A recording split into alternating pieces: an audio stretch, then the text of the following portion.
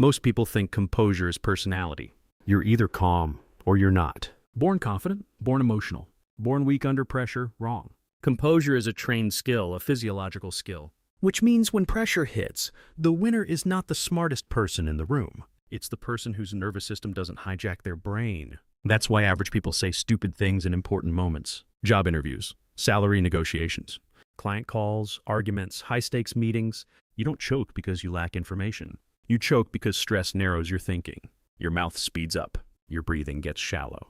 Your working memory collapses. Your judgment gets worse. Then later, in the shower, you think of the perfect response. Too late. Elite negotiators train for this. Hostage negotiators, crisis mediators, top closers, trial lawyers. They don't stay calm by willpower. They use systems. I'm about to show you the 3 systems elite negotiators use to stay calm, think clearly, and control the room when pressure spikes. And once you understand them, panic stops feeling automatic. Chapter 1. They regulate the body before they fix the conversation. This is where most people fail. They try to think their way out of stress.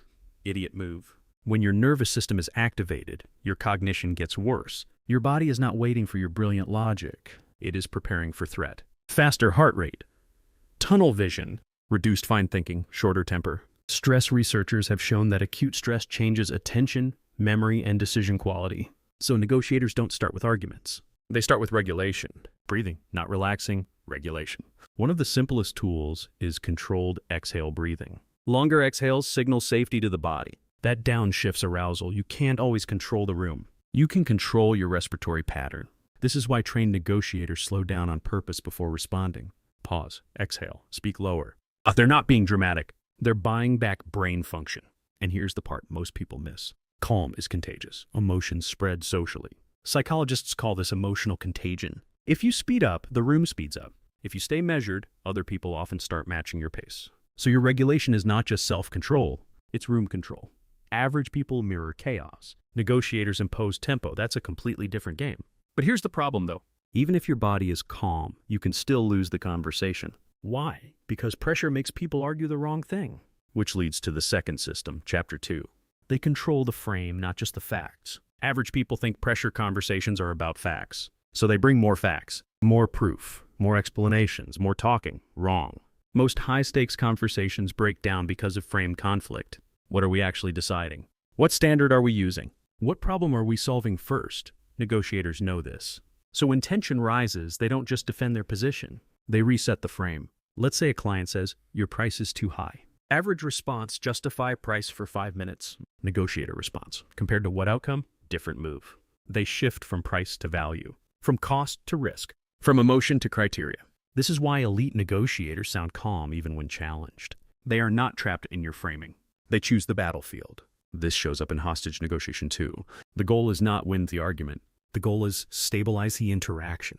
Build dialogue, reduce threat, create movement. Former FBI hostage negotiator principles popularized by Chris Voss emphasized tactical empathy, calibrated questions, and tone control for exactly this reason. Not because empathy is soft, because it lowers resistance and increases information flow. That's strategy. Average people hear an attack and defend themselves. Negotiators hear an attack and diagnose the frame. Is this a real objection? A status move? A fear response? A stall tactic? Different causes require different responses. If you answer all resistance the same way, you lose. And here's the brutal truth. The person who names the frame usually controls the conversation. Not always, but often. By the way, hit subscribe before you forget this. Most people don't need better comebacks. They need better frame control.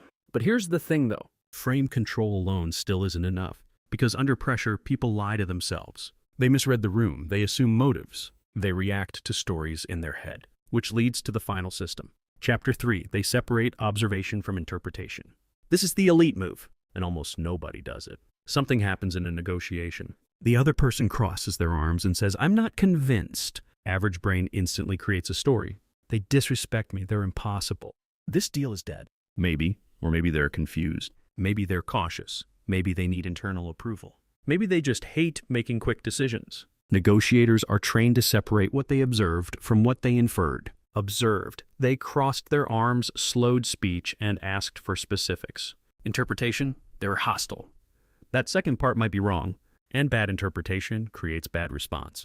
Cognitive psychology has long documented how quickly humans jump to conclusions under uncertainty. We fill gaps fast, especially under stress. Negotiators resist that impulse. They stay in data mode longer. They ask clean follow-ups. What specifically feels unclear? What would help you feel confident? Which part is the bigger concern? Timing or budget? Now they're not reacting to assumptions. They're collecting signal. This also protects composure. Why? Because interpretations trigger emotion. Observations trigger analysis. If I tell myself they're attacking me, I get defensive. If I tell myself they challenge the timeline, I can solve that. Same event, different nervous system outcome. That's not mindset fluff, that's cognitive control. And elite negotiators train this constantly in debriefs. What happened? What did I observe? What did I assume? What evidence did I actually have? This is how they improve. Not by replaying the conversation and calling the other person an idiot. They audit their own perception. That's why they get better under pressure, while everyone else just gets louder. Now combine all three. They regulate the body before responding. They control the frame instead of drowning in facts. They separate observation from interpretation. And suddenly pressure stops owning you. You start thinking while other people are reacting. That's the advantage, not being fearless, being trained. But here's the problem though. You can stay calm, control the frame, and read the room well, and still lose if your words are weak. Composure gets you access. Language closes the deal. That's why I made another video breaking down the exact phrase patterns elite negotiators use to lower resistance, gain concessions, and make people feel understood without giving up leverage. Once you learn those, persuasion becomes almost unfair. Watch that next.